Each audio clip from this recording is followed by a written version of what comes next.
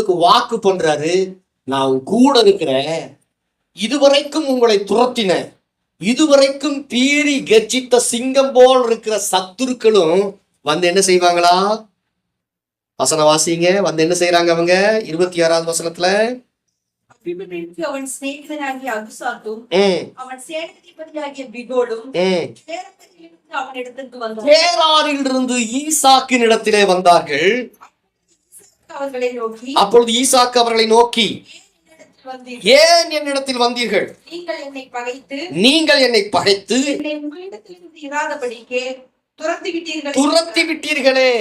அகுசாத்துடைய வேலை, பிகோலுடைய வேலை, அபிமெலேக்குடைய வேலை, நம்மை எதிர்க்கிற எதிராளியுடைய வேலை என்னன்னா நம்மை பகைப்பது, நம்மை ஒன்றுமில்லாமல் பண்ண வேண்டும் என்று எழும்புவது, நம்ம அந்த இடத்துல தங்காதபடிக்கு, அந்த ஆசீர்வாதங்களை சுதந்திரித்துக் கொள்ளக்கூடாதபடிக்கு தூற்றி போடுகிற ஒரு கூட்டம் தான் இந்த கூட்டம்.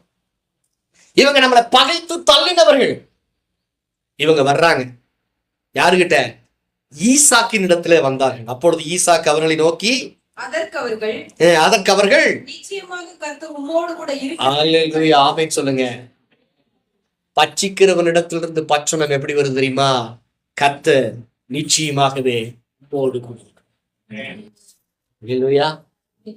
கூட இருக்கிறார் என்று கண்டோ உங்கள் சத்துருக்கள் கண்டுகொள்ளுவார்கள். அல்லேலூயா. இந்த 10-11 மாதமும் ஒருவேளை நீங்க அலைக்கழிக்கப்பட்ட ஒரு சூழ்நிலையில் இருக்கலாம்.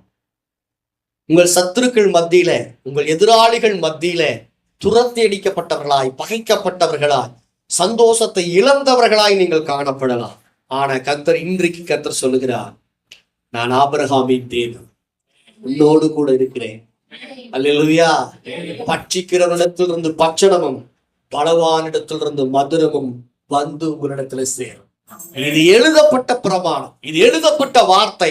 நிச்சயமாய் ஆபிரகாமுக்கு உடன் சுதந்திரவாளிகளாய் இருக்கிற உங்களுடைய வாழ்க்கையிலே நிச்சயமாய் வந்து பலிக்கும். ஆமென் சொல்லுங்க.